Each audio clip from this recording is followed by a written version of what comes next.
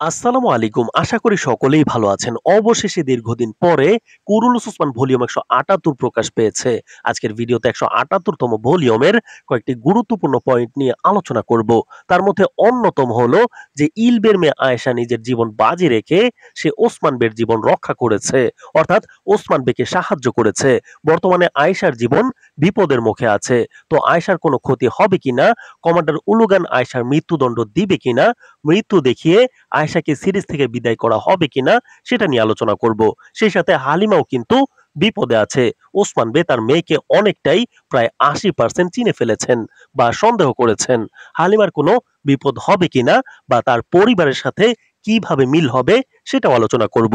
তো চ্যানেলটি সাবস্ক্রাইব করা না থাকলে অবশ্যই সাবস্ক্রাইব করে দিন এখনই এবং ভিডিওটি একটি লাইক দিয়ে দেখা শুরু করুন। তো শুরুতে আমরা আলোচনা করব ইলবের মেয়ে আয়েশা হাতুনকে নিয়ে। আয়েশা হাতুন ওসমান বেকে সাহায্য করেছেন এবং তার জীবন এখন মৃত্যু মুখে আছে। যে কোনো মুহূর্তে তার মৃত্যুদণ্ড দিতে পারে কমান্ডার উলুগান। ইলবের মেয়ের শরীরে যে সত্যিকারের সুঙ্গুর তেকিন বের ও কাইদের রক্ত, তার বাস্তব প্রমাণ আয়েশা হাতুন কুরুলুস ওসমান ভলিউম ১৭৮ এর মধ্যে দিয়েছেন। আরেকটা বিষয় হলো ওসমানীয় পরিবারের রক্তে যে বিশ্বাসঘাতকতা হয়নি তা প্রকাশ পেল এই পর্বে। অর্থাৎ এই যে ইলবে সে কিন্তু আসল ইলবে নয়, কিন্তু আয়েশা হাতুন আসল ইলবের মেয়ে। আর তাই আয়েশা কোনোভাবেই তার বাবার বিশ্বাসঘাতকতা মানতে পারছে না। সেটা আমরা ভলিউম ১৭৮ দেখেছি। পর্বে আরেকটা টুইস্ট যেটা, অর্থাৎ বর্তমান ইলবে যাকে দেখা যাচ্ছে তিনি ছিলেন আসল ইলবের সহযোগী। এই সহযোগী ইলবে আসল ইলবেকে লোভ দেখিয়েছিল যে আপনি সুঙ্গুর তেকিনবের নাতে হিসেবে পরবর্তী ওসমান বের আসন গ্রহণ করবেন, কারণ ওসমান রাষ্ট্রপ্রধান হওয়ার যোগ্য না। আমরা পর্বে দেখলাম আসল ইলবে বলছেন আমি কাইদের সাথে বিশ্বাসঘাতকতা করব না। তখন বর্তমানে দেখানো বিশ্বাসঘাতক ইলবে আসল ইলবেকে হত্যা করে তার মেয়েকে নিয়ে এসেছে এবং কাইদের চিহ্ন ছুরিটাও সাথে নিয়ে এসেছে চুরি করে। বর্তমানে ইলবের মতো সেজে কাইদের মধ্যে গুপ্তচর হিসেবে ঢুকে ক্ষমতা হাতানোর বড় প্লেনে নিজেকে গড়ে তুলেছে। যাই হোক, ইলবে আসল নয় সেই রহস্য প্রমাণ হয়েছে। অন্যদিকে আয়েশা সত্যিকারের কাই বংশধর সেটা জানা গেল। আর সেই জন্যই ভলিউম ১৭৮ ব্যাপকভাবে ছোট্ট আয়েশাকে ফুটিয়ে তোলা হয়েছে। ওসমান বেকে যখন হত্যা করার জন্য কমান্ডার উলুগান বের করেছে, তখন আয়েশা হাতুনের ভিতরে একটা ঝড় সৃষ্টি হয়। সে তার বাবার বিশ্বাসঘাতকতার বিপক্ষে ছিল।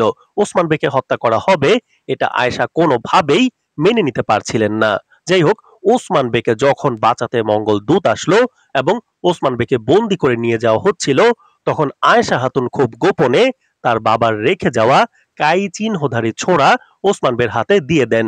আর পরবর্তীতে আয়েশার দেওয়া এই ছোরার সাহায্যেই ওসমান বে পালাতে সক্ষম হন এবং আরো কিছু দৃশ্যে আয়েশাকে ফুটিয়ে তোলা হয়েছে এবং আয়েশা তার বাবার বিরুদ্ধে হুঙ্কার দিয়ে প্রতিবাদ করেছে।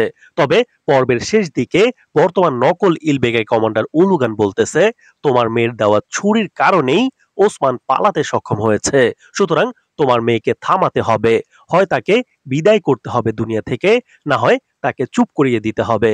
তো এখানে নকল ইলবেকে কমান্ডার উলুগান এমন একটা ইঙ্গিত দিলেন যে আয়েশাকে সরিয়ে ফেলতে হবে, তার অন্যায় মানা যায় না। তো এখন প্রশ্ন হলো, ক্ষমতালোভী নকল ইলবে কি আয়েশাকে হত্যা করবে? তো আমাদের কাছে মনে হচ্ছে না নকল ইলবে কোনোভাবে আয়েশাকে হত্যা করতে পারবে, কারণ ওসমান বে পরিকল্পনা করে আগামী পর্বে নকল ইলবের হাত থেকে আয়েশাকে রক্ষা করবেন। তবে ইলবেও চেষ্টা করবে তার পথের কাঁটা সরিয়ে ফেলতে কমান্ডার উলুগানের কথা মতো। তবে ওসমান বে গাজী আলপ এবং আয়েশার কিছুই হতে দিবেন না।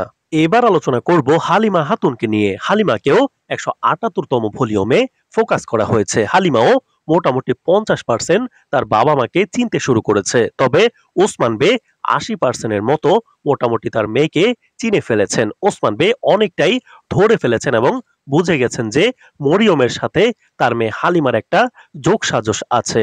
পর্বের কিছু দৃশ্যের মাধ্যমে যদি বলি, মূলত হালিমা ধীরে ধীরে বুঝতে পেরেছে সোফিয়া যেভাবে বলেছে ওসমান বের পরিবার খুনি, কিন্তু ওসমান বে এমন নয় সেটা হালিমা বুঝে গিয়েছে। বিষে আক্রান্ত থাকা অবস্থায় হালিমাকে ওসমান বে এবং বালা হাতুন নিজের মেয়ের মতো যত্ন করেছিলেন।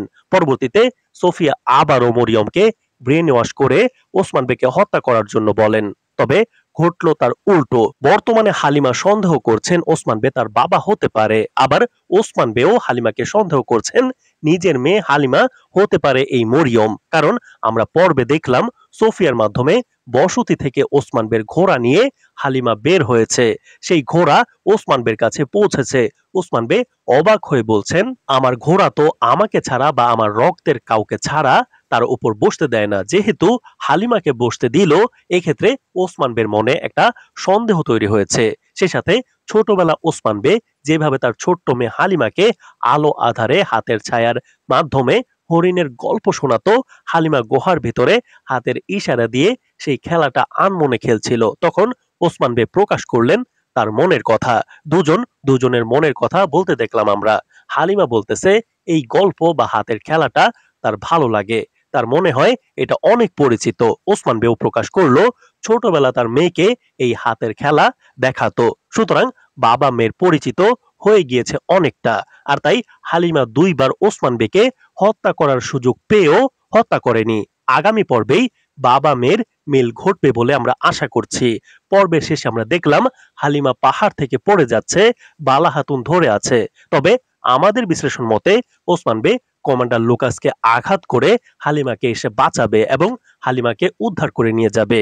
সব মিলিয়ে কুরুলুস ওসমান ১৭৮তম ভলিউমটি আপনার কাছে কেমন লেগেছে এবং ১০-এ কত মার্ক দিবেন অবশ্যই কমেন্ট করে জানাবেন। এই ভিডিওতে আমরা পর্বে দেখানো হালিমা হাতুন ও ছোট্ট আয়েশার বিষয়টি নিয়ে আলোচনা করলাম।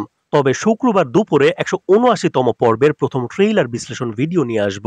সেই ভিডিওটি দেখার জন্য চ্যানেলটি অবশ্যই সাবস্ক্রাইব করে ফেলুন। ধন্যবাদ।